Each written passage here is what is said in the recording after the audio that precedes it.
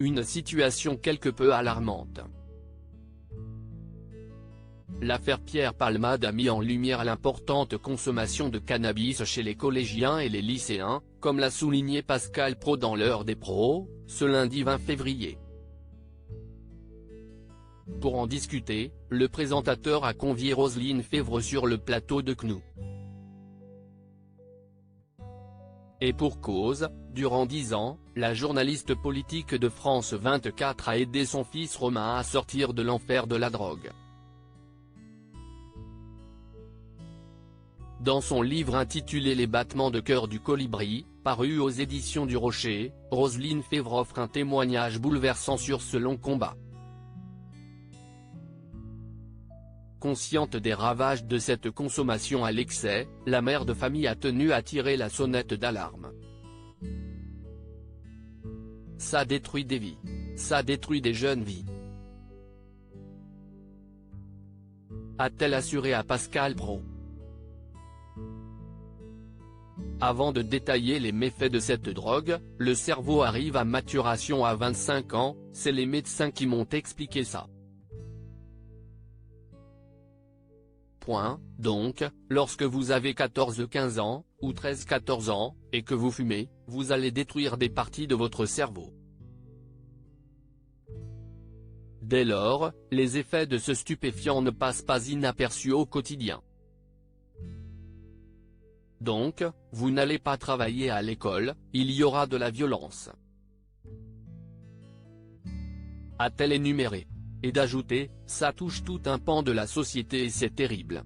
Au fil de cette intervention, Roselyne Febvre a développé les principales méthodes qui devraient être mises en place afin de diminuer cette consommation chez les jeunes générations. Ce qu'il faut faire, c'est déjà de la prévention à l'école, a-t-elle assuré à Pascal Praud. Avant d'apporter une petite précision à ce sujet, faut pas le policier qui arrive avec sa petite mallette et qui fait, vous savez, la drogue c'est pas bien, pan pan cucu. Ça ne marche pas. Selon elle, il est important de contrôler aussi et de revoir les campagnes de sensibilisation bien souvent affligeantes. Supérieur à Pierre Palmade, François Cluzet, Benoît Magimel. Les stars sans tabou sur leurs addictions. Roselyne Febvre revient sur le long combat de son fils contre la drogue lorsqu'il est tombé dans la spirale infernale de la drogue. Le fils de Roselyne Febvre n'avait alors que 15 ans. L'ancienne présentatrice de Soir 3 pensait alors qu'il s'agissait d'un fait isolé. Je surveille, mais en fait il fume tous les jours, a-t-elle révélé dans une interview accordée à nos confrères de Téléstar, le 27 juin 2022. S'il s'est un temps repris en main, le jeune homme a rechuté à l'âge de 19 ans. Sa consommation va aller crescendo. MDMA, kétamine, champignons qu'il fait pousser dans son studio, s'est souvenu Roselyne Febvre au fil de cet entretien. Jusqu'au jour où il disparaît et où je le retrouve au commissariat, en pleine crise psychotique.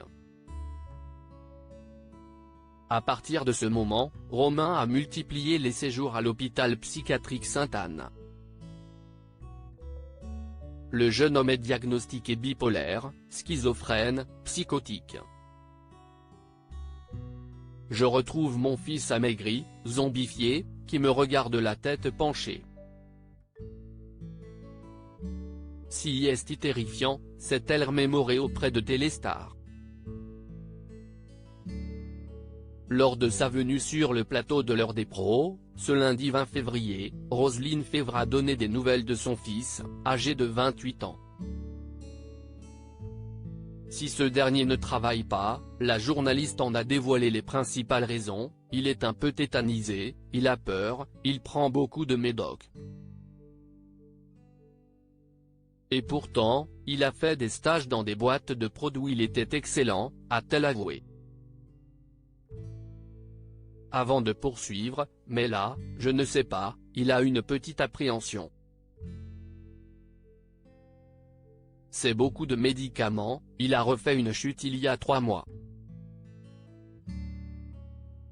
Un combat quotidien dans lequel Roselyne Fèvre s'impose comme l'unique soutien infaillible de son fils.